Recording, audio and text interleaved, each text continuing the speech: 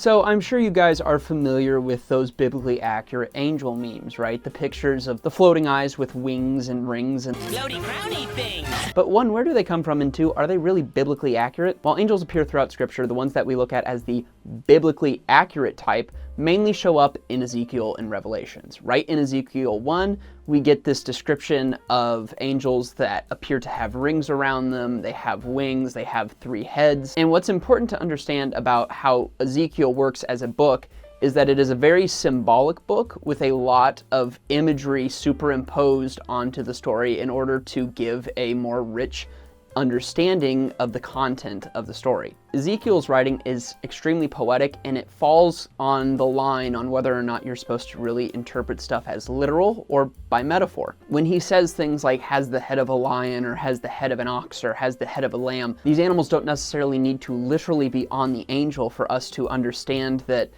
each animal has its own symbolic meaning. Oxes tend to be associated with strength, whereas lions tend to be associated with kingship or leadership. And so, while it is possible that Ezekiel saw exactly what he said and wrote down exactly what he saw, it is also equally possible that Ezekiel's writing is taking on a more poetic, symbolic approach, and he is merely discussing the angels in terms of how these angels presented themselves. We run into this exact same thing with John in Revelations. John is speaking in a highly poetic voice when he talks about all of the things going on at the end of time. And we understand, because of some of John's recapping about a woman being chased by a beast, that these are not literal things that he saw, but rather highly poetic reinterpretations of things that have already happened. But of course, we also have to acknowledge that when you try to draw out all these poetic images, they just look really weird and cool, which I think is the broader appeal of creating the biblically accurate angels. But let me know what you think, if these biblically accurate angel pictures are biblically accurate or not. I think it's a good discussion to have, and I'm certainly open to the idea